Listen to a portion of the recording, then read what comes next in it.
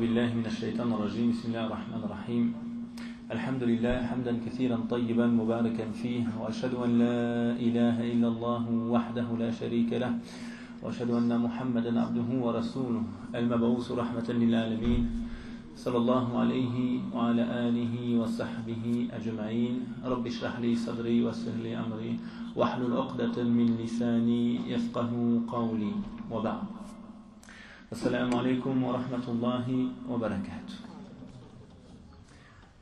C'est toujours un plaisir d'être parmi vous dans cette belle mosquée.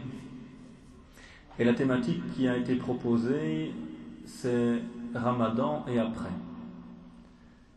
Que va-t-il se passer après ce mois béni de jeûne? Donc pour répondre à cette question, nous allons ensemble essayer de cheminer à travers une série de réflexions qui vont nous permettre, bi'idhnillahi ta'ala, de nous rappeler tout d'abord du sens et de l'essence du jeûne, afin de nous rappeler l'utilité de ce mois béni et comment perpétuer finalement les bienfaits de celui-ci après la fin de ce mois de jeûne. Alors en introduction, imaginons que nous donnons à un enfant une télécommande et que celui-ci ne sache pas l'utiliser. Cette télécommande lui permettrait d'allumer par exemple le climatiseur, il fait très chaud, et cet enfant ne va pas pouvoir en tirer profit parce qu'il n'a pas compris l'utilité de celui-ci et à quoi sert cette télécommande. Donc il va peut-être jouer avec, la lancer ou faire quelque chose d'autre, mais il ne pourra pas tirer profit de celle-ci parce qu'il n'a pas compris comment l'utiliser. Alors même chose pour le jeûne, celui qui rentre dans ce mois béni de Ramadan ou qui est entré sans comprendre son utilité finalement, va ressortir de ce mois sans en avoir tiré profit, puisqu'il n'a pas compris l'utilisation réelle qu'il fallait en faire. Et c'est pourquoi le prophète alayhi salatu wassalam nous parle d'une catégorie de gens qui ont jeûné et qui pourtant n'ont eu de jeûne que la faim et la soif. Rubba sa'imin laysa min siyamihi illa al-ju' Il y aura donc certaines personnes qui vont sortir du jeûne en n'ayant connu que la faim et la soif. Qu'est-ce que ça veut dire? Ils n'ont pas tiré de profit spirituel de ce mois. Ils n'ont connu que la privation sans comprendre l'élévation spirituelle qui allait de pair.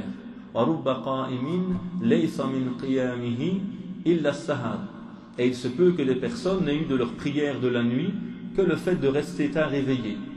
Ils n'ont eu que la fatigue, que la difficulté de leur prière, mais n'ont pas goûté finalement à l'utilité de celle-ci, ne sont pas sortis réformés de ces prières. Alors pour parler donc de l'après-Ramadan, on est toujours dans ce mois béni, alhamdoulilah, que Dieu agrée nos jeûnes, nous permet de profiter de ces derniers jours, de ces dernières nuits, de ce mois béni. Mais avant de lui dire bientôt adieu, il a l'importance de se rappeler justement pourquoi il a été légiféré, quelle est son utilité, pour pouvoir par la suite réfléchir à comment continuer, perpétuer, à tirer bénéfice des bienfaits de ce jeûne, même après la fin de ce mois béni. Et donc la question centrale qu'il faudrait nous rappeler, c'est pourquoi nous avons jeûné, ou pourquoi nous jeûnons, et quels sont les bénéfices que nous retirons de ce mois béni. Et quels sont les bénéfices que nous retirons de l'ensemble des pratiques spirituelles qui accompagnent ce mois? Répondre à cette question, c'est déjà grandement répondre à la question de l'après, d'avoir compris comment nous allons perpétuer. Alors revenons un instant sur le jeûne, sur son utilité, sur sa particularité et sur les spécificités de ce mois béni de Ramadan. Parmi les particularités de ce mois, c'est qu'il va entraîner un bouleversement dans nos vies. Nous remarquons que nos horaires sont bouleversés, que notre relation à la nourriture est bouleversée, que notre relation à nos proches, à notre épouse, notre époux, sont bouleversés. Il y a donc un bouleversement dans nos habitudes qui a pour objectif justement de nous éveiller. Un des premiers bienfaits de ce mois est donc un moment de casser la routine. Et le danger de la routine, c'est qu'on est tellement dedans qu'à un moment, on ne se rend plus compte du pourquoi nous agissons. Et Ramadan vient bousculer ces habitudes, nous faire changer notre manière de vivre, Notre présence à la mosquée, vous voyez, elle est accrue pendant le mois de Ramadan, alhamdulillah. Notre lecture du Coran, on a un bouleversement de nos habitudes. Et c'est nécessaire. Dans une entreprise, par exemple, si le même directeur reste des années et des années, à un moment, il n'y a plus d'évolution. On a besoin de changer un moment la tête de l'entreprise pour permettre d'avoir des idées nouvelles, de renouveler, de redonner un coup de neuf finalement. Et donc ce premier élément important à méditer, à réfléchir, Ramadan vient bousculer nos habitudes. Deuxième élément, ce jeûne évidemment, il vient modifier nos priorités. Pendant ce mois de jeûne, nous allons mettre de côté certaines habitudes pour en développer d'autres. Nous allons mettre de côté certaines nourritures pour donner la priorité à d'autres. Durant toute l'année, les repas accompagnent nos journées, rythment celles-ci, le matin, à midi, à 4 heures, le soir, etc. Et pendant ce mois, nous nous coupons de ces habitudes. Nous redécouvrons un autre rythme qui est rythmé par d'autres choses, notamment par la prière, la lecture du Coran, comme on vient de le faire à l'instant, etc. Il y a donc bouleversement de nos habitudes, bouleversement de nos priorités. Je ne pense plus à manger tout au long de la journée, même si mon estomac parfois me le rappelle, mais je pense à accomplir d'autres choses plus importantes. Être à la mosquée, lire le Coran, faire du zikr, du rappel, faire des invocations. Il y a donc toute une série d'autres nourritures dont je me rappelle. Et donc je viens bouleverser également l'ordre de mes priorités. Ce n'est plus le corps qui est prioritaire dans ma journée, c'est mon cœur. Et donc il est vraiment important de comprendre ce qu'est réellement le jeûne. Sinon nous tomberons dans la première catégorie que nous avons mentionnée tout à l'heure, de ces gens qui ont jeûné et qui n'ont reçu que la faim et la soif. Pourquoi ? Ils n'ont pas compris le sens du jeûne. Ils se sont privés de nourriture pendant la journée pour en fin de journée rattraper tout ce qu'ils ont manqué, de manière d'ailleurs parfois démultipliée. Et donc il y a cette importance ici également de se rappeler ce qui est essentiel. Ce n'est pas la nourriture de l'estomac, du corps, mais bien la nourriture du cœur, que le Coran vient nous rappeler. On se prive de certaines nourritures, de certaines provisions, pour se rappeler d'autres provisions, d'autres nourritures, ô combien plus essentielles. وَتَزَوَّدُوا فَإِنَّ خَيْرَ الزَّادِ التَّقْوَى. Prenez vos provisions, et la meilleure des provisions, c'est laquelle ? C'est la piété. Donc Ramadan vient nous rappeler d'autres nourritures qui sont souvent sacrifiées malheureusement sur l'autel de la consommation. Manger, boire, dormir, etc. Et pendant ce mois, on redécouvre d'autres types de nourriture, plus prioritaires, plus nécessaires dans notre cheminement, la nourriture du cœur. Et donc c'est également un élément qu'il faut nous rappeler, que nous rappellerons tout à l'heure en mentionnant la question de la constance. Alors pendant ce jeûne également, nous avons toute une série d'habitudes positives qui sont prises, de fréquenter abondamment la mosquée, d'ouvrir fréquemment le Coran, de retrouver des moments de fraternité ici les uns avec les autres, de retrouver des moments en famille où nous sommes tous réunis à table, d'avoir des foyers dans lesquels Dieu est beaucoup plus invoqué. Ce sont quelques-unes des particularités du jeûne effectué par ceux qui cherchent à être dans la proximité de Dieu durant ce mois. En sachant que d'autres n'ont un jeûne que culturel, où on ne fréquente pas la mosquée, où on ne lit pas le Coran, où on ne comprend pas l'utilité, d'où souvent chez cette catégorie de personnes des plaintes.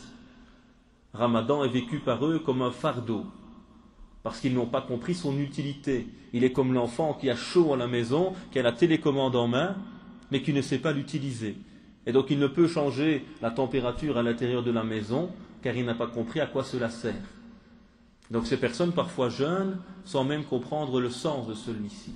Et on la voit fréquemment se plaindre, parce qu'ils n'ont pas su utiliser correctement l'occasion qui leur a été offerte par leur Seigneur subhanahu wa ta'ala. Donc en introduction, c'est se rappeler qu'est-ce que réellement le jeûne, un mois de la maîtrise de soi, un mois de la liberté et de la libération, afin de redécouvrir d'autres types de nourriture qui vont nourrir le cœur, l'âme, plutôt que de ne s'occuper que du corps et de l'apparence. Alors 3 éléments que je vais mentionner qui me semblent être essentiels et pertinents dans la question de l'après-Ramadan. La première, ce sera la question de la vision. La deuxième, ce sera la question de la sincérité et du cœur. Et la troisième question, ce sera la question des outils. Donc 3 éléments que nous allons essayer d'extraire justement de ce mois béni et de ce qui l'entoure comme action spirituelle et d'adoration, afin de réfléchir à la question fondamentale de la constance. Les responsables le savent très bien dans la mosquée, nous sommes très nombreux pendant ce mois, il suffit que le jour de l'Aïd soit passé pour que la fréquentation de la mosquée chute en flèche. Et chaque année, nous constatons la même chose. Alors, quelles sont les causes de cela? Beaucoup d'entre nous tentent de lire le Coran durant ce mois, cherchent à le lire entièrement, et puis à la fin de ce mois, qu'est-ce qu'on fait? On referme le mushaf, on le met dans sa bibliothèque, et il n'a plus que très peu de place dans notre vie. Nous jeûnons pendant 1 mois d'affilée, et nous remarquerons que certains peut-être ne jeûnent plus tout au long de l'année. Il n'y a de jeûne que pendant le mois de Ramadan. On va faire les prières de la nuit pendant tout ce mois, et on remarquera qu'à la sortie de Ramadan, il y a des gens qui ne prient jamais, tout au long de l'année, la prière de la nuit. Et donc on voit qu'il y a cette différence importante entre l'effort donné pendant le jeûne et la suite. D'où l'importance de la question de la constance. Le jeûne de Ramadan est à l'image d'un stage intense. Les grands sportifs, les footballeurs par exemple, qu'est-ce qu'ils font en début d'année? Ils ont un stage de préparation. Ce stage est beaucoup plus difficile, beaucoup plus lourd, beaucoup plus intense que l'ensemble des entraînements qu'ils auront toute l'année. Mais l'ensemble en fait de la saison de l'année va être fondé sur ce moment particulier. 1 mois de stage intense qui n'est pas voulu que pour lui, qui est une étape qui nous permet d'atteindre un certain niveau, et puis on essaye de préserver une partie de celui-ci tout au long de l'année. Et donc l'erreur parfois que l'on commet, c'est quoi? C'est qu'on donne tout ce que l'on a pendant le jeûne, et quand le mois est fini, qu'est-ce qui se passe? On s'écroule. On n'a pas compris à nouveau le sens de ce mois. Ce mois n'est pas une fin en lui-même, il est un moment de préparation spirituelle pour pouvoir perpétuer le travail tout au long de l'année. Un sportif qui aurait fait ce mois, ce stage intense durant 1 mois, et qui ne fait plus rien tout au long de l'année, ce stage lui aura été inutile. Et donc il y a cette importance à nouveau d'avoir cette conscience. Pourquoi est-ce qu'il y a ce moment singulier de jeûne? Pourquoi il y a ce mois qui certes est assez difficile ces dernières années? Nous sommes dans des périodes estivales, les journées sont très longues, les nuits sont très courtes, et chacun d'entre nous le ressent. Ces 10 dernières nuits de Ramadan sont beaucoup plus dures que les premiers jours. On nous demande de faire plus d'efforts, mais en même temps nous sommes beaucoup plus épuisés souvent, parce qu'on a accumulé la fatigue dans un mois qui est très très astreignant pour nous, avec des journées qui sont très longues. Que Dieu accepte le jeûne de chacun d'entre nous et les efforts que nous essayons d'accomplir pour lui. Donc premier point que nous allons essayer d'aborder, c'est la question de la vision. Qui veut cheminer, qui veut progresser, qui veut avancer, s'il ne sait pas où il va, il est perdu. Il ne peut avancer ni continuer. Imaginons que vous me respectez beaucoup. Je serai l'imam de votre mosquée. Et je vous dis à un moment, levez-vous et courez. Sans doute la plupart d'entre vous, par respect pour moi, ou parce qu'ils pensent que je dis sans doute quelque chose d'utile et pertinent, vont se lever et courir. Ok. On court un moment, 1 minute, 2 minutes, 3 minutes, et puis on se dit, mais on se pose quelle question à ce moment-là? À votre avis? Pourquoi? Où va-t-on? Pourquoi est-ce qu'il me demande de courir? Où est-ce que je dois courir? Si ces questions, je n'y réponds pas, j'ai plus envie de courir, je vais m'arrêter rapidement et je n'ai aucune motivation pour continuer mon chemin. Donc toute personne qui veut persévérer ou toute personne qui veut que les gens le suivent doit à un moment clarifier le pourquoi. courez car il y a une meute de lions qui vous court après. Alors là, vous allez sprinter. Courez vers tel endroit, parce que l'eau est en train de monter, on va être noyé, dans tel immeuble, nous serons tous sauvés. Ah, là j'ai clarifié el-hadaf, le but, le sens, le pourquoi. Et donc vous avez adhéré à mon discours, vous avez conscience de l'utilité, et vous savez quel chemin emprunter. Vous n'allez pas dire hey, j'ai oublié ma chemise à carreaux, j'ai oublié mon livre de chevet. Là, on sait qu'il y a des priorités, c'est important. On doit sauver notre peau. Qu'est-ce qui se passe? On choisit le chemin le plus court, on prend tout ce qui est nécessaire pour sauver notre peau, on ne s'occupe pas de ce qui est secondaire et superficiel. Et là est toute l'importance de savoir où l'on va. On revient à ce jeûne. Celui qui entre dans le jeûne de Ramadan et qui ne sait pas où il va être dans ce jeûne culturel. Pourquoi tu jeûnes? Je suis marocain, c'est comme ça, je suis turc, je suis albanais. Nous on jeûne de père en fils. À quoi ça sert? Wallahi, j'en sais rien. Je suis musulman, donc je jeûne. Et le jeûne devient un pointage. Tout comme la prière pour certains, c'est un pointage. Pourquoi tu pries? Wallahi, je ne sais pas. Je suis musulman. Musulman, il doit prier. Donc je viens 5 fois par jour pointer. Et donc évidemment, je ne recueille pas les bénéfices de ma présence, parce que je ne sais pas pourquoi je suis là.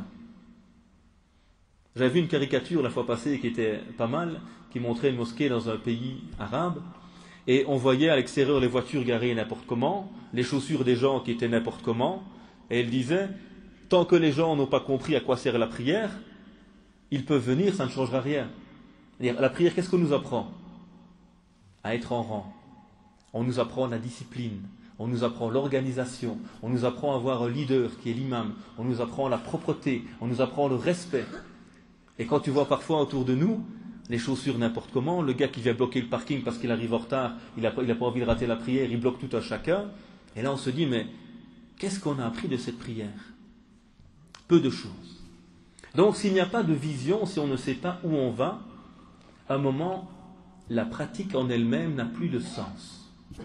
Et c'est pourquoi il y a l'importance de toujours réfléchir à ce qu'on appelle le maqasid, les finalités. Pourquoi est-ce qu'Allah subhanahu wa ta'ala demande de faire quelque chose? Et la méthodologie coranique, le manhaj al-Qur'ani, c'est de définir justement ces finalités. Et vous le savez tous et toutes, quand Dieu nous demande de faire le jeûne, c'est pourquoi? Il mentionne l'utilité. C'est quoi la finalité du jeûne? At-taqwa, la'allakum tattaqun.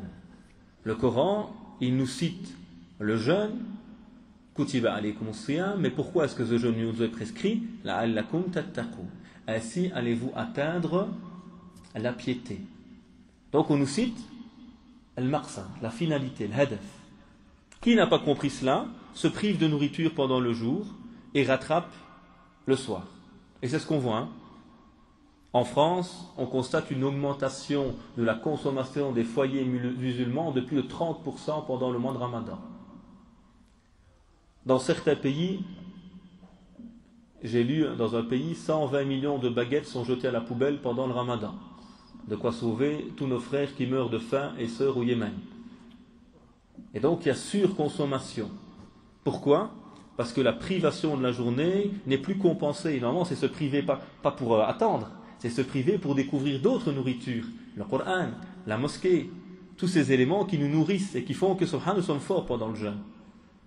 Ah, les non-musulmans, quand ils nous voient, ils sont étonnés. Comment ça se fait? Par contre, le jeûneur traditionnel, celui qui jeûne sans comprendre, il est affalé sur son bureau au travail. Ne me parlez pas, je jeûne. Il jeûne pas. C'est jeûner, ça. L'homme, il jeûne, il est fort. Et on est nourri, on le sent, subhanallah. Bien sûr, il y a de la difficulté, il y a certaines fatigues maintenant, mais on a une force que Dieu nous donne, subhanallah. Moi, je suis à couche-tôt, je suis un bon petit Belge. Moi, à 9h, je suis dans mon lit d'habitude. Et j'arrive pendant le Ramadan à rester debout jusqu'à 1h du matin.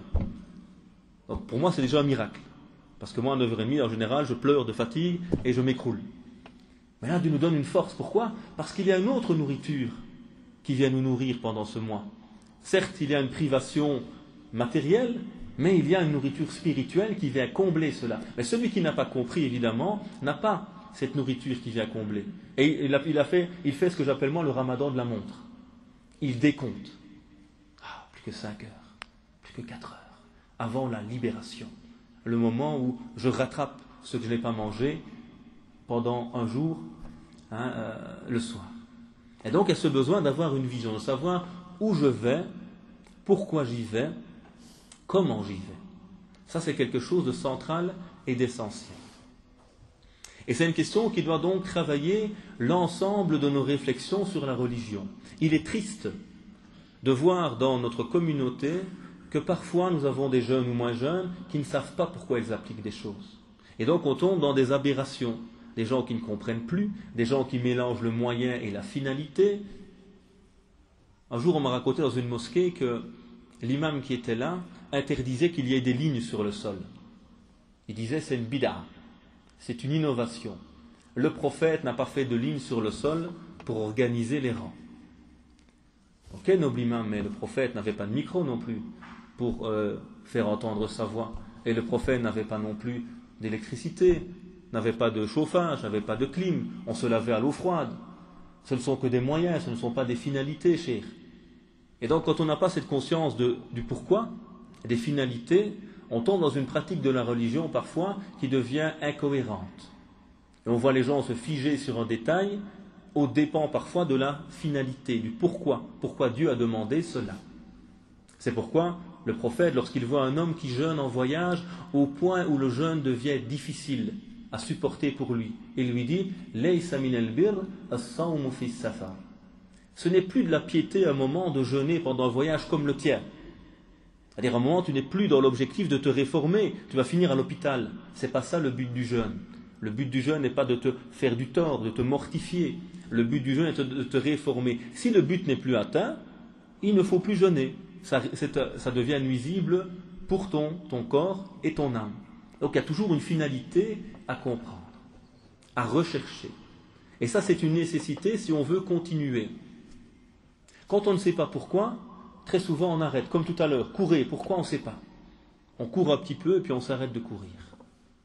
Quand je commence à comprendre l'utilité de toutes ces pratiques, je commence à m'en rendre compte. Reprenons le jeune qui commence le football.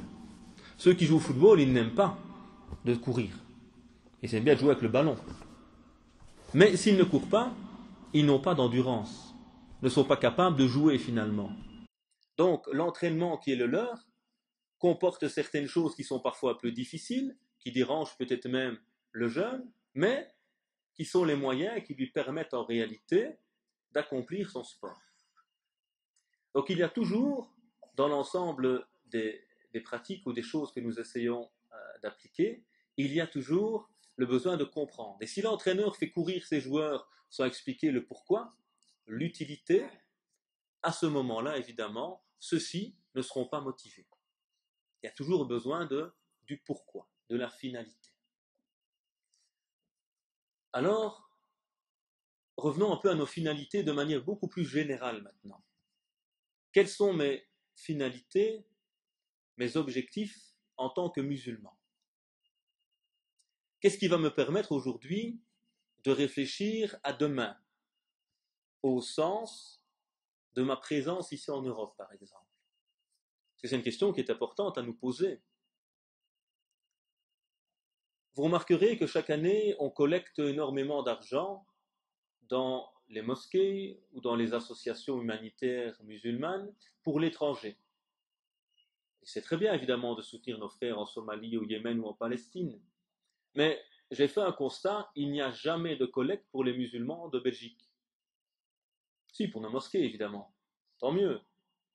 Mais on n'a pas de réflexion, par exemple, sur des associations, des structures éducatives qui peuvent accompagner nos jeunes, qui peuvent sortir les jeunes de la rue, qui s'occupent de nos jeunes en IPPJ ou dans les prisons. Aucune structure, aucun projet, malheureusement, n'est mis. C'est comme si nous n'étions toujours pas des musulmans d'Europe. Nous sommes toujours des musulmans d'ailleurs. Et tout notre argent, il part toujours à l'étranger et jamais ici, si ce n'est dans nos mosquées. Mais à un moment, il y a un besoin d'avoir une réflexion sur cette question. Être musulman aujourd'hui dans notre société, ce n'est pas qu'à réfléchir à nous. Les gens, alhamdoulilah, qui sommes des gens équilibrés, dans les mosquées, tout se passe bien pour nous. Mais quand il y a un déglingué qui vient tuer quelqu'un en criant Allah Akbar, c'est nous aussi qui sommes victimes. Quand nos enfants remplissent les IPPJ, moi je connais beaucoup d'éducateurs à l'IPPJ de Frépont, et ils me disent 90% des jeunes, ce sont les nôtres. Aller dans les prisons aussi, c'est effrayant. Et donc il y a un besoin aujourd'hui d'avoir une réflexion sur le long terme. Comment ancrer cette communauté dans notre société? Comment être en tant que communauté également au service de l'éducation, de l'accompagnement des plus jeunes? Ça c'est tout un travail également, toute une vision qu'on doit avoir si on veut permettre à l'islam et à la communauté musulmane d'avoir un établissement stable et à long terme dans ces pays. Alors également, pour être dans la constance, il faut savoir où je vais. Et il faut être conscient de savoir d'où je prends mon savoir religieux. Vous avez en Europe et dans le monde plusieurs lectures de l'islam qui existent. Ça a toujours existé de tout temps. Nous avons anciennement les écoles, les mazahib al-fiqhiyya, vous avez les malikites, les hanafites, etc. Mais ils s'occupent que de jurisprudence.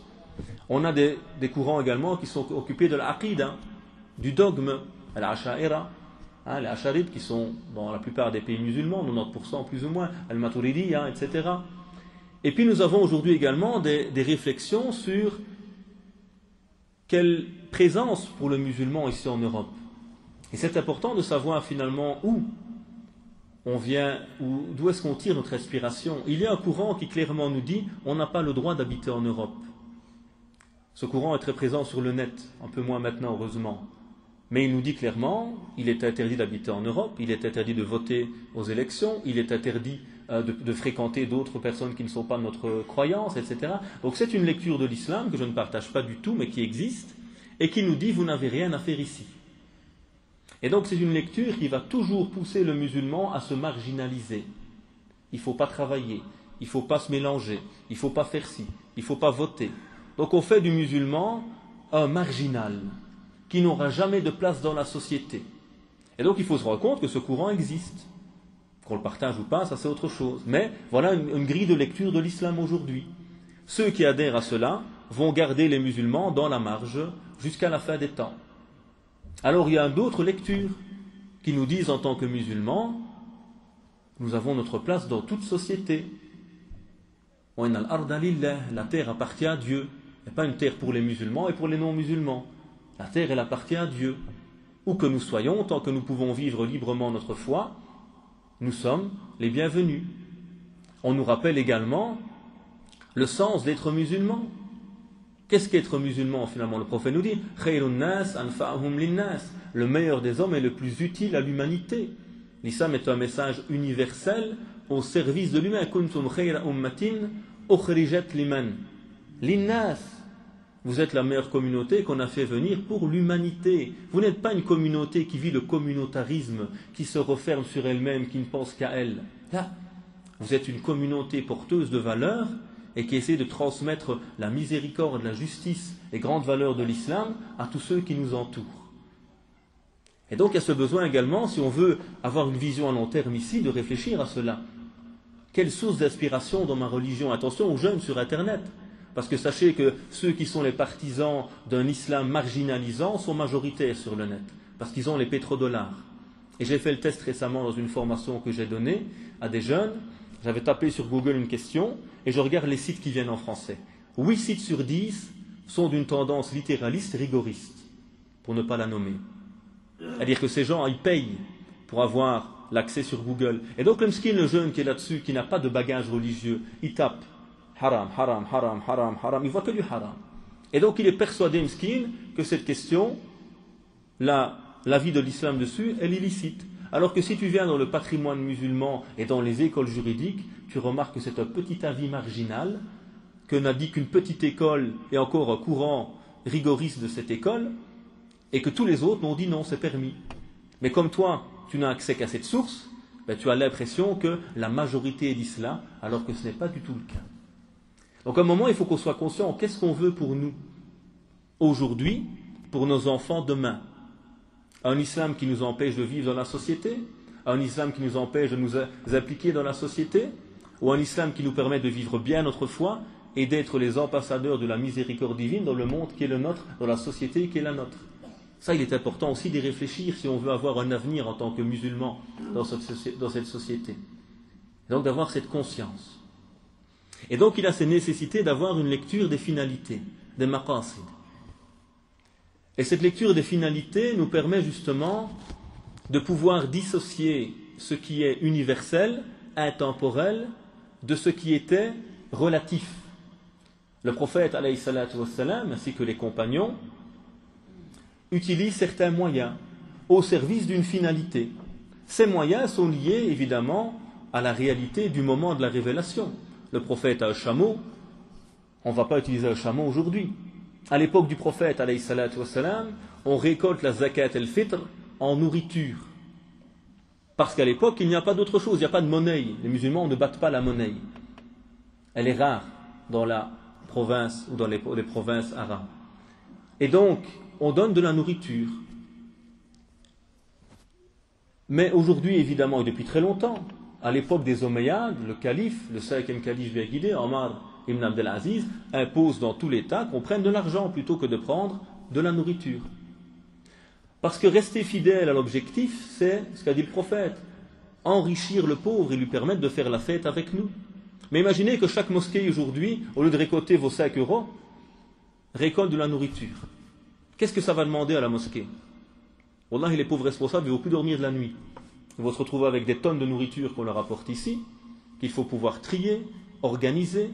Le pauvre miskin, quand il vient, il se retrouve avec 25 kilos à porter sur le dos. À une époque, et le pire, c'est ceux qui sont littéralistes jusqu'au bout, qui vous disent que ce n'est pas n'importe quelle nourriture. C'est la nourriture qu'il y avait à l'époque du prophète, alayhi salatu wassalam. Et donc on se retrouve avec du blé, de l'orge. Qu'est-ce que je fais avec ça, moi? Personne ne fait son pain lui-même aujourd'hui. Et donc il se retrouve, et c'est ce qui se passe dans certains pays arabes, où on impose cet avis, le pauvre reçoit sa nourriture en grains, il ne sait pas quoi en faire, il va la revendre au même vendeur qui lui rachète moins cher. Et donc qu'est-ce qui s'est passé? On a obligé les gens à aller chercher le grain, à l'apporter jusque-là. Le grain ne sert à rien. Le pauvre skin, il passe sa journée à porter des sacs de grains, il se casse le dos en plus. À les rapporter au vendeur qui lui donne moins. Donc, sa journée de l'Aïd, il l'a passé à porter des sacs, et à toucher moins que ce qu'il aurait dû recevoir. Billah alaykoum, ça c'est le hikmah, ça c'est la sagesse que Dieu a demandé à cette communauté? Bien sûr que non. Mais là, le problème, quand on n'a pas une vision des maqasid, des finalités, et qu'on est figé sur la lettre, sans comprendre un moment qu'il faut pouvoir distinguer la finalité du moyen. Le prophète, alayhi salatu wassalam, envoie Mu'adh ibn Jabal au Yémen, récolter la zakat. Pas zakat el-fitr, mais la zakat se donnait aussi également à l'époque en bien. Et quand il arrive là-bas, donc le prophète lui demande de récolter des biens, des denrées.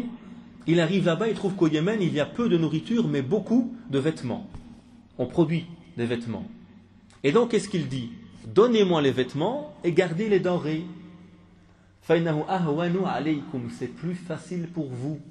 وَخَيْرِ أَحْسَابِ النَّبِي صلى الله عليه وسلم بِالْمَدِينَ, et c'est meilleur pour les compagnons du prophète à Médine. Ah, il a compris, lui, qu'il y a des finalités. Tu m'as demandé, prophète, de ramener des denrées, ok, je trouve quelque chose qui est équivalent et qui est mieux pour les Yéménites parce qu'ils ont faim, et mieux pour les Médinois parce qu'ils ont assez de nourriture. Donc, il comprend la finalité.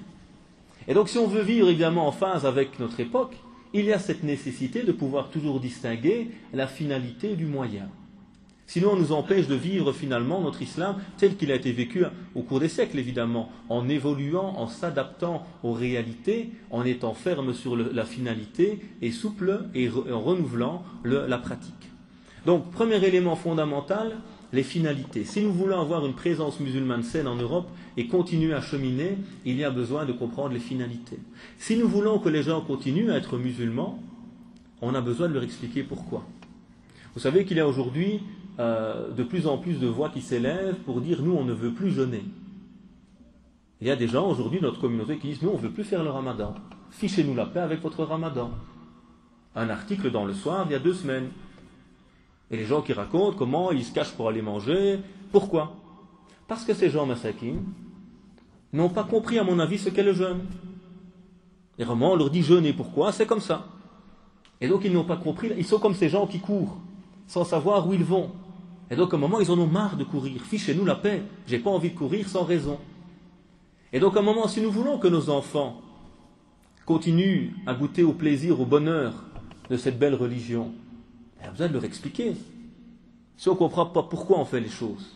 Vous savez, le mimétisme ça marchait avant. Avant la mondialisation, quand on vivait tous dans un milieu où il n'y avait pas la télé, il n'y avait pas les médias, on était tous par tradition dans le même moule. On s'habillait tous avec les mêmes vêtements, on faisait tous la même chose. C'est pas toujours très positif non plus, mais on restait dans une vision assez homogène. Aujourd'hui, avec la mondialisation, avec Internet, on voit en live ce qui se passe à l'autre bout du monde. Donc les gens aujourd'hui ne sont plus connectés à un seul endroit, ils sont connectés au monde entier. Et il y a un besoin aujourd'hui par rapport à nos jeunes d'expliquer pourquoi. Pourquoi mon fils tu vas jeûner? Qu'est-ce que tu vas gagner à jeûner? Quelle est l'utilité? Qu'est-ce que ça va t'apporter spirituellement? Que va t'apporter la prière? Et ce n'est rien d'autre que la méthodologie coranique et prophétique.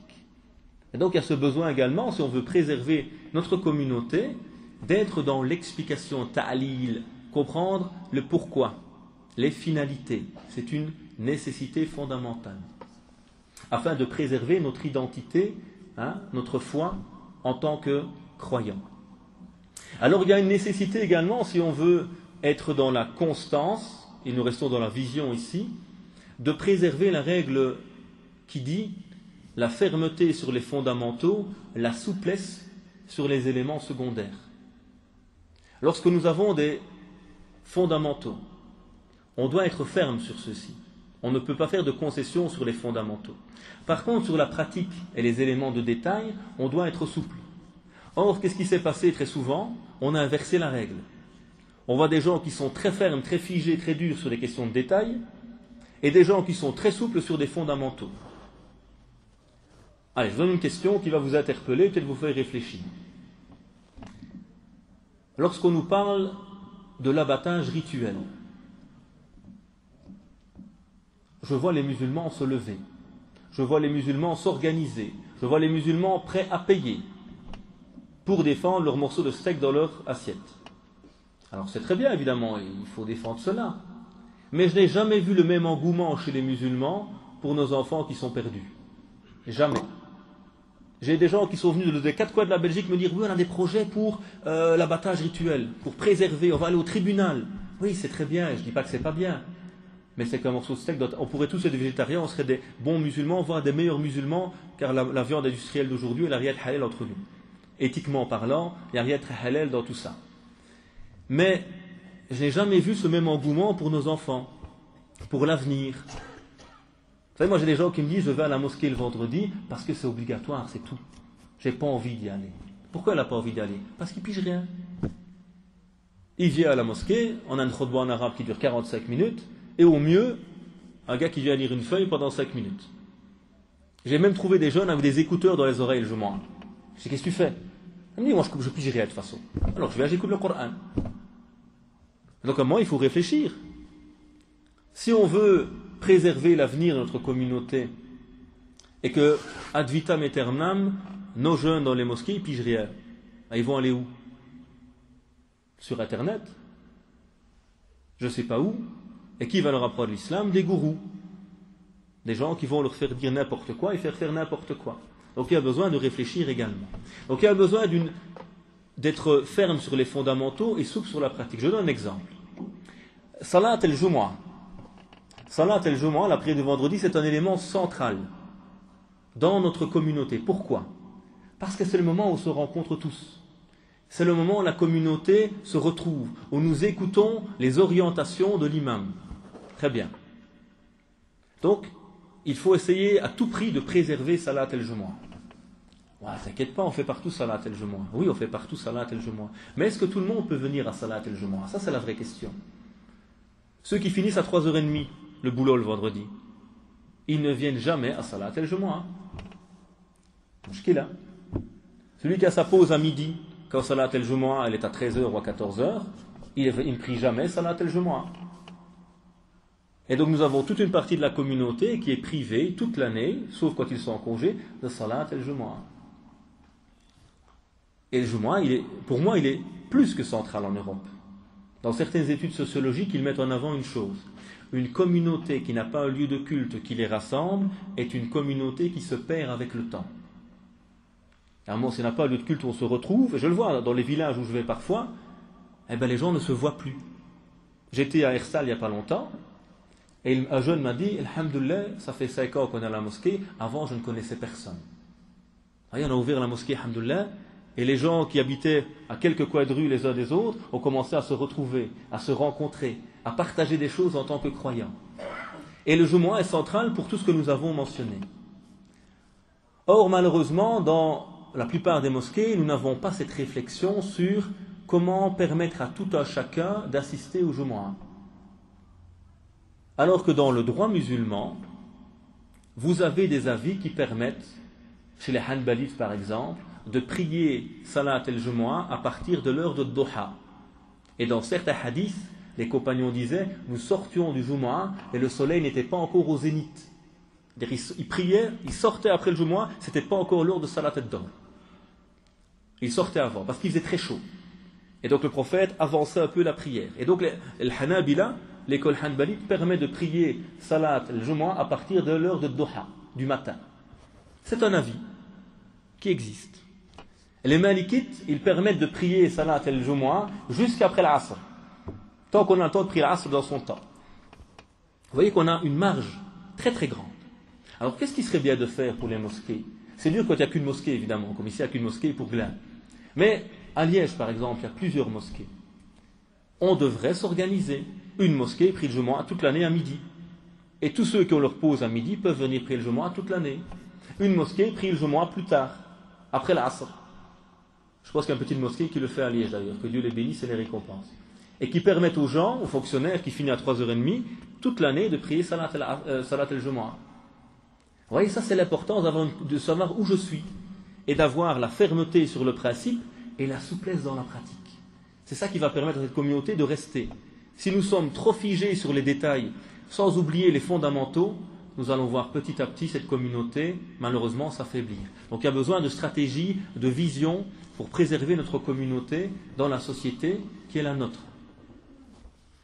Alors ça c'est le premier point que je voulais aborder, c'est-à-dire, à partir du jeûne, on découvre une vision. Il y a des finalités, il y a un pourquoi. Et qui jeûne sans le comprendre ne trouve pas de plaisir. Même chose pour les musulmans d'Europe. Ne pas réfléchir sur notre présence en Europe. Pourquoi nous sommes ici? Comment développer de manière apaisée notre présence? Comment faire que nos jeunes et moins jeunes aiment l'islam, se retrouvent dans les mosquées? Comment permettre à chacun de pratiquer l'islam de manière cohérente et conforme à l'esprit de l'islam dans sa souplesse? Et le jeûne vous apprend, yuridullahu bikum el-yusr. Dieu veut pour vous la facilité. Et nous, on a inversé la règle. On est laxiste dans les fondamentaux et trop souple, trop dur, dans les points de pratique. C'est tout l'inverse de l'islam. Sois ferme sur la fraternité, mais souple dans la mise en pratique. Sois ferme sur ta prière. Ta prière, c'est ton lien à Dieu. Il ne faut jamais la lâcher. Mais regardez, dès que je ne connais pas la qibla, j'arrête de prier? Non, je prie dans une autre direction. Dès que je ne peux pas prier debout, j'arrête de prier? Non, je prie assis. Pourquoi? Parce que le but, c'est mon lien à Dieu. Et le moyen ne peut jamais entraver la finalité. Je ne peux pas faire les ablutions, je fais tayammum. Dès que le moyen devient un problème, il saute. Parce que le moyen n'est qu'un moyen au service de la finalité qui est aqim as-salata li zikri. Accomplis la prière pour te rappeler de moi, pour être avec moi mon serviteur. Tu es malade, prie assis. Tu es malade, prie couché. Mais ne lâche jamais ce lien qui nourrit ton cœur. Or, moi il y a des gens qui me disent parfois, je ne prie pas au boulot. Pourquoi tu ne pries pas au boulot? Et moi, je suis cadre supérieur. Et une fois, je faisais mes ablutions, j'avais mes pieds dans le lavabo, et il y a le directeur qui rentre, et là, je me suis payé la honte de ma vie, je ne veux plus. Si, on a dans les écoles juridiques la permission de passer la main, à la jawrabayn, de passer la main sur les chaussettes, ou même sur les chaussures. Ah, je ne savais pas. Vous voyez, on ne connaît pas les facilités parfois. Il y a des gens qui disent non, nous on veut. Non, la difficulté là. La difficulté dans l'exigence de ton cœur, mais la souplesse dans la pratique. Pour que chacun puisse prier, évidemment, à ce moment-là. Donc, quelle vision pour nous en tant que musulmans européens? L'importance de comprendre les finalités pour renouveler la pratique et qu'elle reste fidèle aux objectifs. Deuxième élément du jeûne lié à la constance, à l'après-Ramadan, c'est le pour qui. Pour qui avons-nous jeûné? La réponse, évidemment, dans la bouche de tous sera pour Dieu. Mais si quelque chose est pour Dieu, il ne s'arrête jamais. Si quelque chose est pour autre que lui, ça ne durera pas. Ça ne dure que lorsque l'intérêt est présent. Et rappelez-vous cette parole de Abu Bakr, radiallahu anhu, lorsque le prophète est décédé. et où les compagnons sont perturbés. Et il le rappelle un moment. Qui êtes-vous? Les adorateurs de Mohammed ou de Dieu? Celui qui adorait Mohammed, Mohammed est mort. Mais Allah, Dieu, lui, il est vivant, il ne meurt jamais. Si tu es avec Dieu, tu vas toujours perpétuer dans ton chemin. Si tu es là pour autre chose que Dieu, tu vas t'arrêter. Et donc, il y a cette importance de se rappeler une chose centrale. Dans le jeûne, qu'est-ce qu'on réapprend? À mettre Dieu au-delà de tout. J'ai faim, j'ai soif. C'est normal ou pas normal? Bien sûr que c'est normal, nous sommes des êtres humains, on a besoin de boire et de manger. Mais tu te dis à un moment, j'apprends à me maîtriser, j'apprends à me libérer, j'apprends à mettre Dieu au-delà de mes passions et de mes besoins. Dieu au-delà de tout. Allahu Akbar. Dieu est le plus grand. C'est ça le jeûne. Allahu Akbar. Plus grand que mes besoins. Je suis avec mon épouse, je l'aime. J'ai envie d'un moment d'intimité. Là, je me maîtrise. Allahu Akbar. Plus grand que mes instincts et Dieu. Il y a toute cette libération. Et vous êtes tous incroyables. On ne se rend pas compte des fois, mais posez la question à ceux qui ne jeûnent pas. Et tu restes toute la journée sans boire et sans manger. Ils sont étonnés, choqués. Comment tu arrives? Votre frigo est rempli à la maison. Pourtant, vous ne l'ouvrez pas. Et même si vous l'ouvrez, vous ne mangez pas. Vous voyez cette force que vous avez. Ramadan vous réapprend à découvrir qui vous êtes. Des gens incroyables. Des gens qui, quand vous êtes conscients de ce qui habite vos cœurs, vous pouvez soulever des montagnes. Le Coran, s'il descendait sur une montagne, elle n'arriverait pas à le supporter. Pourtant, elle peut descendre sur nos cœurs, quand ils sont conscients de ce qu'il est. Et donc, il y a cette importance de nous rappeler ici le deuxième élément qui est le pour qui. Pour qui j'ai jeûné. Et dans le hadith Qudsi du rappel, Yada'u ta'amahu wa sharabahu min ajli. Il délaisse sa nourriture et ses boissons, dans cette version wa shahwatahu, et sa passion intime pour moi. Il rappelle l'objectif. Je ne mange pas pour faire plaisir à mes parents, pas pour faire plaisir à ma communauté, pas pour le regard des gens, on s'en fout de ça. Même si on les respecte, évidemment. Vous comprenez bien ce que je voulais dire. Mais je le fais pour Dieu. Et nous, notre travail en tant qu'éducateur, en tant que parent, c'est pas que mes enfants aient peur de moi quand ils jeûnent. C'est que mes enfants, ils jeûnent pour Dieu, pas pour moi. Et ça, c'est vraiment quelque chose d'important. On doit, dès le plus jeune âge, lier notre enfant à pour qui et pourquoi. Et vous allez voir que ce sera bien mieux. Attention à l'erreur qu'on fait parfois d'une éducation que j'appelle protectionniste, qui nous rassure en tant que parents. Mon fils, depuis qu'il a 2 ans, il prie. Ma fille, depuis qu'elle a 3 ans, je lui ai mis le voile sur la tête. Mon fils, depuis qu'il a 4 ans, il jeûne. Et je lui fais un programme comme ça où il doit faire plein de choses. Et il est encadré du matin au soir. Mais en fait, tout ce qu'il fait depuis tout petit, c'est moi qui l'oblige à avoir un rythme de vie bien spécifique. Et le jour où il s'envole de ses propres ailes, waouh, je tombe par terre. Je découvre que tout ce que j'ai construit s'est envolé avec le vent. Pourquoi? Ce n'était que du sable. Je n'ai rien construit de solide. Parce que le but, ce n'est pas qu'il jeûne parce que je lui dis de jeûner. C'est de lui rappeler à moi, voilà pour qui tu vas jeûner. Voilà l'utilité du jeûne. Rappelle-toi de Dieu. Et revenez à Surat Luqman, vous allez voir comment Luqman, la première chose qu'il fait, c'est relier son fils à Dieu. Et lorsque tu relies à Dieu, le reste va tout seul. Mais lorsque tu n'es pas relié à Dieu, tu ne fais souvent que par mimétisme ou par peur. Et donc c'est pas ça qui construit l'enfant. Donc il y a ce besoin également de relier l'enfant à Dieu. Et le jeûne, c'est ce mois particulier où nous allons nous relier à Dieu. La'allakum tattaqoun. Et le taqwa, c'est cette force intérieure qui nous permet la maîtrise de soi. Ce qui fait dire l'imam al-Ghazali, rahimahullah ta'ala, Abu Hamid, Hujjatul Islam, que le sommet du jeûne, c'est le jeûne du cœur, où tu as réussi à maîtriser tes instincts, maîtriser tes membres, et maintenant tu maîtrises ton cœur, et ton cœur exclut de lui ce qui est autre que Dieu. Tu n'es plus qu'avec Dieu. An ta'budallah ka'annaka tara. D'adorer Dieu comme si tu le voyais. Tu es en lien avec lui. Et c'est là qu'on voit que la pratique est différente. Et que la pratique devient pour nous quelque chose de plus simple. Et la prière, elle est lourde. Elle est lourde, sauf pour qui?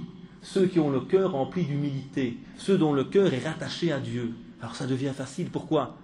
Parce que je le fais par amour. Je suis au boulot. J'aime pas mon boulot. Et j'aime pas mon patron en plus. Dès qu'il n'est pas là et que je peux dormir, ne pas travailler, qu'est-ce que je fais? Je le fais. Hein? Par contre, si j'aime mon boulot et j'aime mon patron, parce que c'est un homme honnête, sincère, il me donne une prime en fin d'année. Et donc, mon travail est tout à fait différent. Pas besoin du patron qui me regarde d'une caméra pour surveiller est-ce que je travaille bien. J'aime ce boulot. Je le fais avec conviction.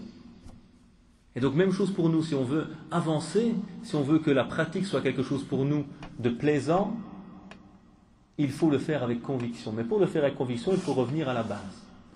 La ilaha illallah. Aucune divinité si ce n'est Dieu. Et le jeûne, d'ailleurs, c'est la ilaha illallah en pratique. La ilaha, ça veut dire quoi?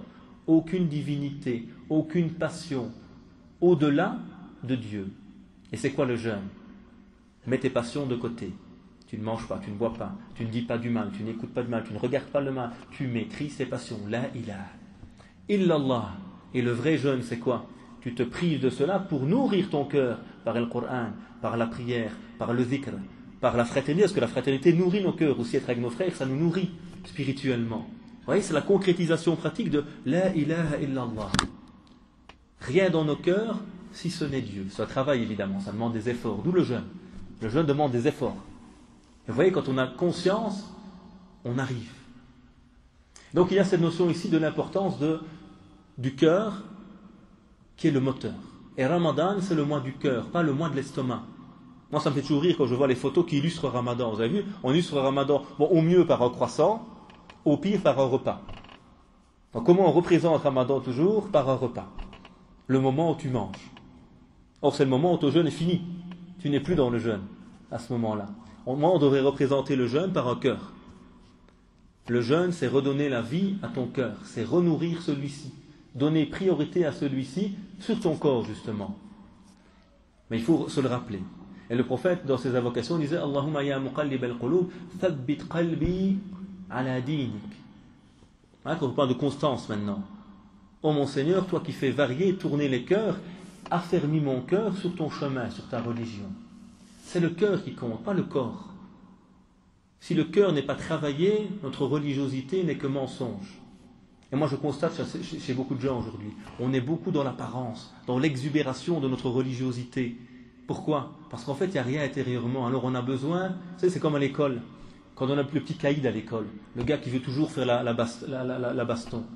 C'est quelqu'un de très faible en fait, qui n'a pas confiance en lui-même. Alors il a tout le temps envie de se battre pour prouver aux gens ce qu'il est. En fait sa faiblesse fait qu'il a besoin de montrer de manière apparente sa soi-disant force. Et beaucoup de musulmans aujourd'hui sont dans ce trip-là, dans l'exubération de l'apparence, du vêtement, de certaines choses, des bismillah à chaque phrase, mais au sommet que c'est faux. Ça sent le faux. La réalité de ta présence avec Dieu, elle n'a pas besoin de mots. Elle s'entend par les cœurs. Et nous, on a besoin d'exagérer parfois dans l'exubérance de l'apparence, parce qu'intérieurement, on a oublié de se nourrir. Et on voit beaucoup ça chez les jeunes maintenant. J'ai des profs qui viennent me trouver, ils jettent des papiers en classe, ils jettent des bancs sur le prof et crient « Bismillah, Allahu Akbar ». Et donc le prof dit « Mais qu'est-ce que c'est que cette religion? Vous apprenez à vos enfants à jeter des bancs en disant « Allahu Akbar ». Sinon, c'est des gamins, ils ont qu'à 16 ans, et voilà. Ils auraient crié il y a quelques années, je sais pas moi, les rappeurs ou la mafia, maintenant c'est ça. Et donc il y a ce besoin de se rappeler pour qui? C'est pour Dieu. Et de travailler sur nos cœurs. Si on veut un islam qui nous réforme, si on veut un islam qui nous apaise, qui nous permet d'être avec Dieu, c'est un islam qui s'axe sur le cœur et pas simplement sur les apparences. Et faites le test dans nos mosquées, quand est-ce qu'on parle du cœur? Quand est-ce qu'on parle d'amour? Quand est-ce que dans nos mosquées on a des assises où on apprend à méditer les noms de Dieu, par exemple? Quand est-ce que dans les mosquées on va étudier un livre, l'image par exemple de Madaj al-Salikin, le sentier des itinérants d'Ibn al-Qayyim, on va étudier les stations du cheminement? J'entends jamais ça. Nous on apprend comment faire les ablutions, comment faire la prière. Je ne dis pas que c'est pas bien, mais ça ce sont des outils. Et un cœur malade, sa prière ne lui servira à rien. Il y a besoin de nourrir les cœurs. Alors troisième élément, et ce sera le volet le plus pratique, On a voulu à travers le jeûne réfléchir sur comment être dans la constance après le jeûne. On a rappelé le bouleversement que le jeûne nous apporte dans notre mode de vie. 2, il remet les priorités en avant. Vous voyez qu'on délaisse même le permis pour nous rappeler l'obligatoire, la nourriture du cœur. 2, on a rappelé se fonder sur une vision, des finalités, un sens à ma présence en tant que musulman de manière générale et dans mes pratiques religieuses de manière plus particulière. 3, on a rappelé il ne peut y avoir de conscience et de constance que s'il y a la conscience de la présence de Dieu, pour qui j'agis. Si Dieu est dans mon cœur, je serai toujours dans la droiture. Si Dieu n'est plus là, j'agis pour les gens, ou pour un intérêt, ou parce que je crois qu'il faut pointer. Donc je prie, j'arrête de prier, je jeûne, j'arrête de jeûner. Pourquoi ? Parce que je ne sens rien en fait. Parce que je n'ai pas compris l'utilité. Donc deuxième élément important, pour qui ? Pour Dieu. Connaître Dieu, cheminer avec lui. Troisième élément, ce sont maintenant les moyens pratiques. Et là, nous avons besoin réellement de méditer sur le jeûne. Allez, soyons honnêtes, vous les gens des mosquées, on aime le jeûne, oui ou non ? Bien sûr, il y a certaines difficultés, mais est-ce qu'on aime cette période ? Moi, j'aime beaucoup cette période. D'abord, je vois mes frères tous les jours. Rien que ça, c'est le plus beau cadeau que Dieu nous donne. Tous les jours, on se voit. On a cette fraternité, cet amour qui est là, entre nous, on se retrouve. On a le Coran tous les jours, les prières. On redécouvre des choses qui nourrissent nos cœurs. Bien sûr, il y a une difficulté, mais il y a à côté de cela des choses bien plus belles qui nous nourrissent. Donc, le Ramadan est un mois que l'on aime en tant que pratiquant. 2, c'est un mois où les pratiques religieuses sont plus faciles. Soyons honnêtes, imaginons qu'en dehors de Ramadan, on fasse tous les jours Qiyam al-Layl à la mosquée. Il n'y aura pas grand monde. Imaginons qu'on jeûne tous les jours. Il n'y aurait pas grand monde. Pourtant, on arrive pendant ce mois. Donc c'est un mois singulier. Nous sommes baignés dans une ambiance spirituelle. Et l'erreur que l'on fait justement, c'est de ne pas réfléchir sur pourquoi Dieu nous a donné ces outils pendant un mois. Est-ce que c'est uniquement pour les appliquer pendant un mois ? Ou c'est à l'image de ces sportifs, un stage intense pour élever ton niveau de foi et te permettre de continuer à utiliser ces outils tout au long de l'année, avec un rythme évidemment moins effréné. Mais ça on oublie. Moi j'ai des gens qui me disent c'est dur de jeûner, on est en été, c'est long. Effectivement, les journées sont longues. Après je leur pose une question, je leur dis, est-ce que vous jeûnez parfois durant l'année ? Ah non, jamais. Je dis, mais c'est le souci. Qu'est-ce qu'on fait avant de commencer du sport ? On s'échauffe.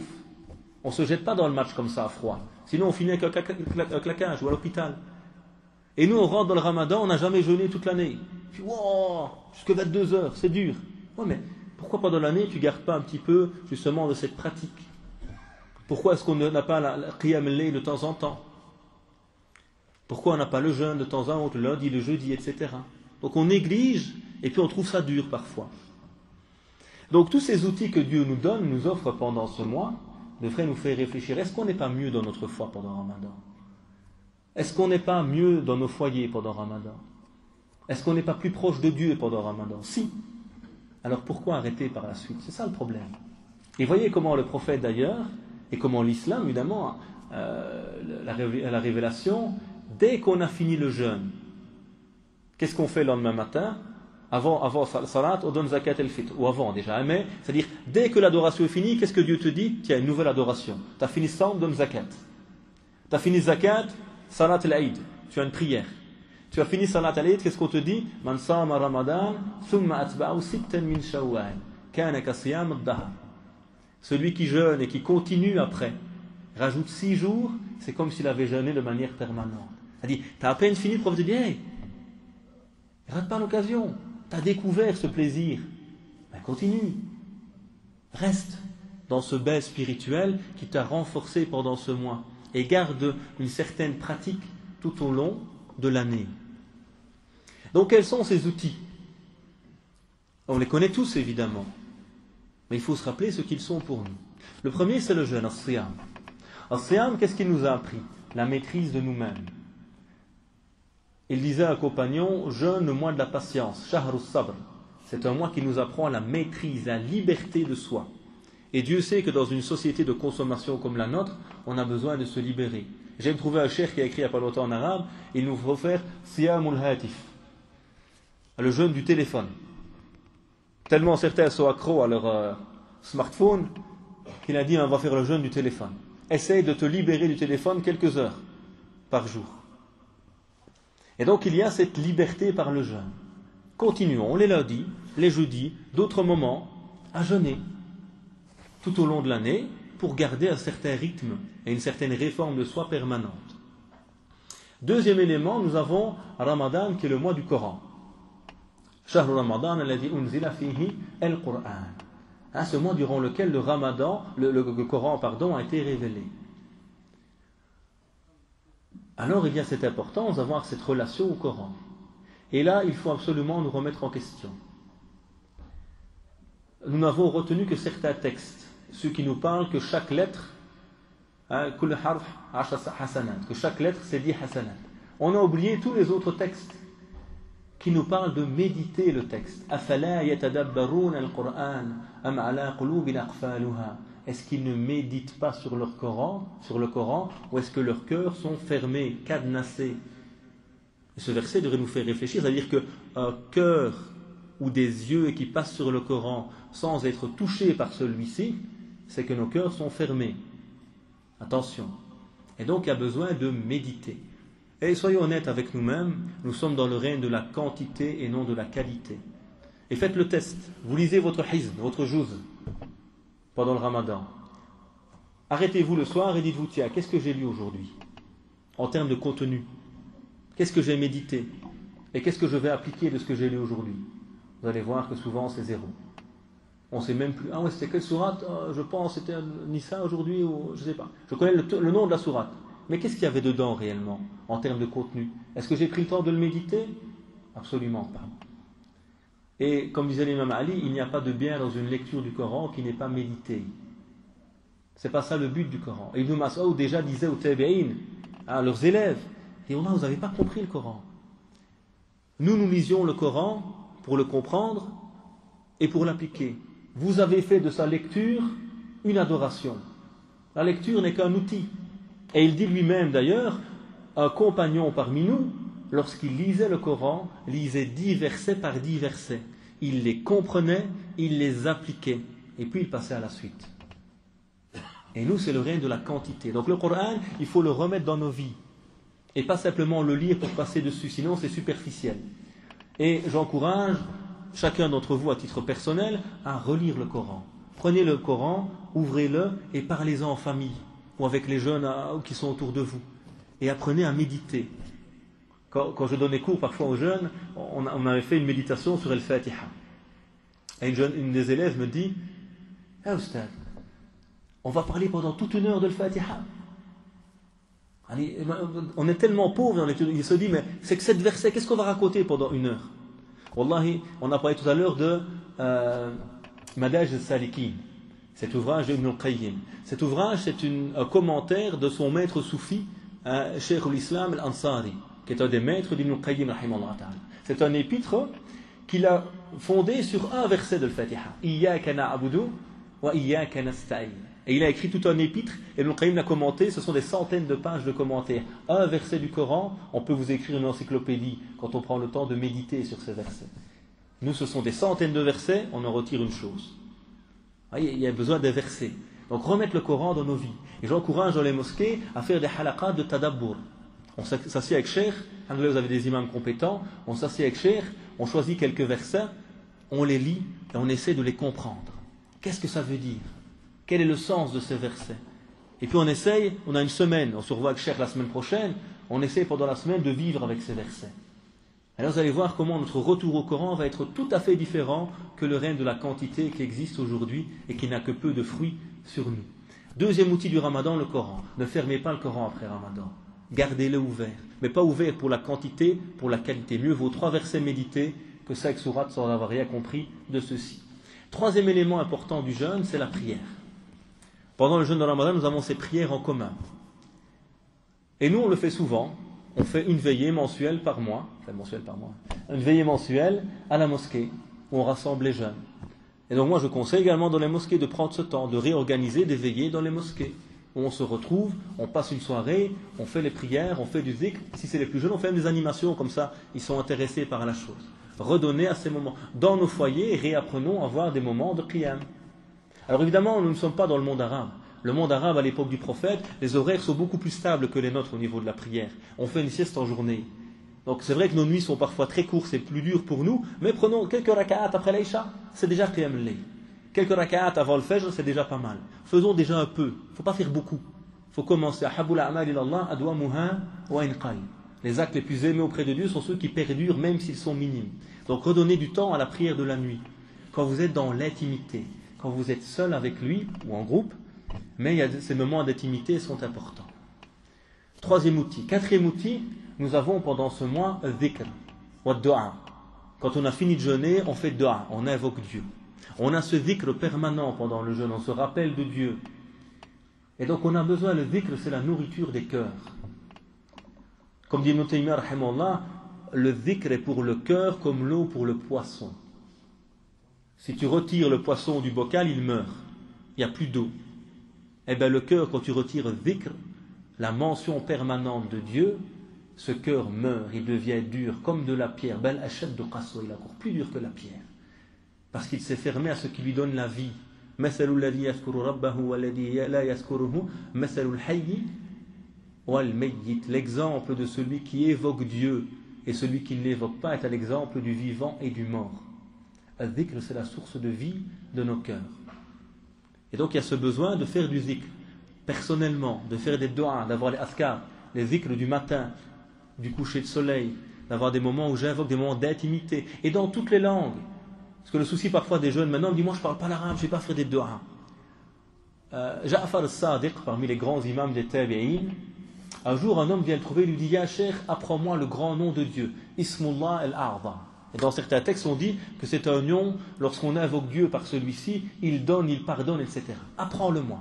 Il dit, ok, viens demain. L'homme arrive demain et il voit une grande bassine d'eau. Et le cheikh lui dit, plonge dedans. Le gars, il ne comprend pas grand-chose, mais il le fait, il plonge dedans. Et puis l'imam dit à ses élèves, noyez-le. Et on commence à le faire couler. Et l'homme crie, laissez-moi, au secours, laissez-moi. Et quand il voit que ça ne marche pas, qu'est-ce qu'il dit? Ya Allah, sauve-moi. Il dit, sortez-le. Il dit, cheikh, Allah, je suis venu juste demander un nom, tu as voulu me tuer. Il dit, au moins apprends-moi le grand nom de Dieu maintenant. Il dit, Wallah, tu l'as trouvé le grand nom de Dieu. Il dit, c'est lequel? Il dit, le moment où tu as senti que personne ne pourrait t'aider et que seul Dieu pouvait te venir au secours. Ça, c'est Ismullah al-A'zam. Bien sûr, les formules sont importantes, mais au-delà de la formule, allez, moi je vois des fois des frères après la prière. Il a dit trois fois Subhanallah en 1 seconde et demie. Wallah, est-ce qu'une seule fois, dis-le juste une fois, c'est mieux. Subhanallah, et tu penses à Subhanallah. Il arrive à te dire 3 fois en il a compris quelque chose, il a médité quelque chose, 0, c'est fait. Et donc il y a ce besoin, et c'est ça qu'il veut lui apprendre l'imam. Bien sûr, la formule a son importance, mais la formule, si le cœur n'est pas là, elle n'a pas de sens. Et donc pour les frères francophones et les sœurs francophones, lisez, il y a des livres avec les invocations traduites, mais la plus belle invocation, c'est celle quand tu es avec Dieu, et quand ton cœur réellement tend vers lui. Donc redonner des moments à ces instants de discussion. Le prophète d'ailleurs a dit Ad-du'a huwa al-ibada. La dua, c'est l'adoration elle-même. Pourquoi? Parce que c'est parler avec Dieu. Tout le but, c'est dhikr. Aqim as-salat, al-dhikr, il fait la prière pour te rappeler. Al-dhikr, c'est ça. C'est tu es tout le temps dans la mention de Dieu. Regardez ce qu'on fait avec la pub. Qu'est-ce qu'ils font avec les pubs? Ils vous martèlent. Marché bazar, les hommes savent pourquoi. Et certains ils pensent que pour être un homme, il faut boire marché bazar. Vous vend des produits bidons, mais à force de vous les citer du matin au soir, moi il me faut un téléphone de telle marque. Il me faut des baskets de telle marque, à 250 €. Bon là, tu nourris tout un foyer, tout un village au Yémen pendant une semaine. Non, mais Nike, je dis la marque. Là, les chaussures à 250 €, il me les faut absolument. Sinon je ne suis pas bien dans mes baskets. Et donc il y a ce besoin ici de se rappeler l'importance du dhikr, et que ce soit quelque chose qui nourrit nos cœurs à chaque instant. Parmi les outils du jeûne également, ou de ce mois béni, il y a la fraternité. Là seul on est faible. Avec nos frères on est plus fort. Alors tout n'est pas parfait, évidemment, nous sommes des êtres humains. Il y a des frères casse-pieds parfois. Il y a des frères qui ne nous respectent pas. C'est comme ça dans toutes les familles. Vous avez des enfants, nos enfants nous cassent aussi la tête. Parfois, vous avez des frères et des sœurs, c'est pas toujours tout rose, mais c'est ça les relations humaines. Mais avec eux, on se sent mieux. Avec eux, on grandit. Tu as besoin d'aide, ton frère est là. Et donc, on a ce besoin également de vivre dans sa communauté avec ses frères, avec ses sœurs. Évidemment, il nous faut maintenant développer cette fraternité. Qu'elle soit réellement vécue, pas seulement un mot qu'on dit, mais une réalité qui est palpable dans la communauté. Autre élément, c'est la mosquée. Nous venons beaucoup à la mosquée pendant le Ramadan. Et on aime d'être dans la mosquée. Vous avez la chance d'avoir une belle mosquée. À nouveau, ce qui fait la beauté, c'est vous. On pourrait se passer des murs ici. Mais s'il n'y avait pas des cœurs et des gens comme vous, on s'en fiche de ces murs. Ils ne servent à rien. Ce qui compte, ce sont les gens qui les habitent. Ce qui s'y passe, l'esprit qu'il y a dedans. Et donc ça, c'est le plus important. Et dans des villes moyennes comme chez vous, c'est bien. Parce qu'on a encore du contact avec les gens, on peut inviter les gens à venir visiter nos mosquées, on peut faire plein de choses grâce à cela. Donc, l'importance de la mosquée dans notre cheminement et dans notre lien à Dieu. Donc, ce sont les éléments que je pense être les plus importants à retirer du jeûne. Le dernier que je citerai, c'est la famille. La famille est centrale. Dans une étude de la Fondation Roi-Baudouin sur les belgo-marocains et les belgo-turcs, et notamment leur relation à la religion, cette étude met en avant que l'impact de la famille sur la construction religieuse des jeunes est énorme. C'est le premier critère de construction identitaire du jeune. Du jeune, sans l'accent circonflexe. Donc la famille est centrale, c'est là où on transmet les valeurs. La famille et Ramadan, qu'est-ce qu'elle nous permet de faire? C'est le seul mois de l'année parfois où les jeunes sont à l'heure au repas. Et où tout le monde est là en famille. Sinon la mère Mskina parfois elle est là 15 fois par jour dans la cuisine. Chaque jeune y rentre quand il veut, elle doit faire la cuisine pour chacun. C'est pas ça, elle ne devrait pas le faire pour moi, mais bon. Donc à venir à l'heure. Mais Ramadan, alhamdoulilah, on redécouvre, tiens, on est tous ensemble. On partage. On va ensemble souvent à la mosquée. Beaucoup de jeunes, pendant le Ramadan, viennent à la mosquée. On est fiers en tant que père. Quand tu pries avec ton fils à côté de toi. Quand tu es venu en famille à la mosquée. Quand à la maison, tout le monde jeûne. C'est quelque chose qui vous rend heureux. Et donc, il y a l'importance de la famille. Et nos familles doivent garder cet esprit de Ramadan après le Ramadan. Continuez à lire du Coran à la maison. Continuez à faire des repas ensemble. Continuez à jeûner si vos enfants sont grands avec eux. Une fois de temps en temps, on fait un repas en famille. Partez avec eux visiter des mosquées. On a des belles mosquées. Nous, on était à Cologne il n'y a pas longtemps. Cologne, c'est une très belle mosquée qu'ils ont construite, une des plus grandes d'Europe. Partez avec vos enfants. Waouh! Et voilà la mosquée. Donc on doit garder dans nos familles cet esprit du Ramadan qui fait qu'à un moment on se sent bien, plus proche de Dieu, et nos enfants également. On remarque nos enfants, pourquoi ils sont plus proches de Dieu pendant le Ramadan? Parce que nous-mêmes on est plus proches de Dieu. Ils sentent cet esprit, cet environnement va les impacter. Peut-être pas de suite. Vous savez, je viens de Walkenrad, un petit bled sans mosquée malheureusement, et j'ai connu beaucoup de jeunes là-bas, dont certains je me suis occupé d'eux quand ils étaient plus petits, et je les retrouve maintenant à la mosquée chez nous à Verviers. Aux 25, maintenant je deviens vieux tout doucement. À l'époque ils étaient très petits quand je m'occupais d'eux. Mais vraiment je suis heureux. Et ils me ramènent de temps en temps chez moi après la mosquée, j'habite un peu loin. Et hier je leur disais, je suis fier de vous. Parce que ça fait plaisir. Quand tu vois des gamins, c'est pas les miens, mais dans des milieux un peu perdus parfois, et que les petites graines que tu as pu semer, subhanallah, quand il redevient mature, il est là. Ça, c'est des belles choses. Et donc, il faut qu'on garde cet esprit de Ramadan dans nos familles après celui-ci. Alors, voici donc 3 éléments que je voulais partager avec vous avant de conclure. C'était une vision des finalités. Pourquoi nous sommes là? Pourquoi on applique l'islam? Et réfléchir sur ces questions, s'il vous plaît. Deuxièmement, pour qui? Remettre Dieu au cœur de nos discours. On ne parle pas assez de Dieu. On parle beaucoup d'islam, de pratique, mais on ne parle pas de pour qui on pratique. Remettre Dieu au cœur de nos discours, de notre enseignement, de nos familles. 3e élément, on a vu ces outils. Et ces outils, ils ne viennent pas pour un mois. Ils nous apprennent, ils nous font redécouvrir des choses qui nourrissent nos cœurs et qu'il faut appliquer tout au long de l'année.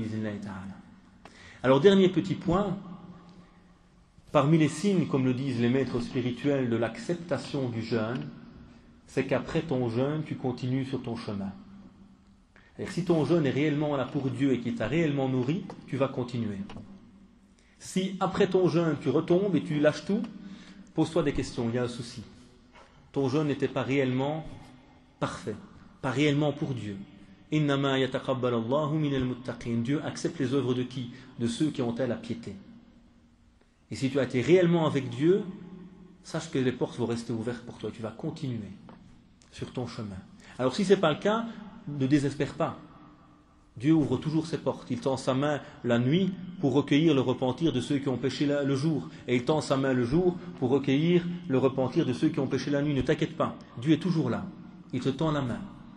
Mais à nous de faire des efforts et de ne pas arrêter après Ramadan. On continue sur la lancée et c'est là qu'on va goûter de manière permanente à ce bienfait de la foi, à ce bienfait de ces cœurs qui sont nourris et qui nous permettent de vivre une vie heureuse, agréable, ici-bas et dans l'au-delà, bismillahi ta'ala. Voilà donc quelques remarques et quelques réflexions, méditations que je voulais partager avec vous sur le sens du jeûne, l'après-jeûne, et nous rappeler que tous ces outils que Dieu nous donne ne sont pas là pour lui, il n'a pas besoin qu'on l'adore, elles sont là pour nous, parce que c'est ce qui nous permet de vivre bien notre foi et de purifier nos cœurs. Subhanakallahumma wa bihamdik, nashhadu an la ilaha illa ant, nastaghfiruka wa natubu ilayk, subhana rabbika rabbil izzati amma yasifun, wa salamun alal mursalin, alhamdulillahi rabbil alamin.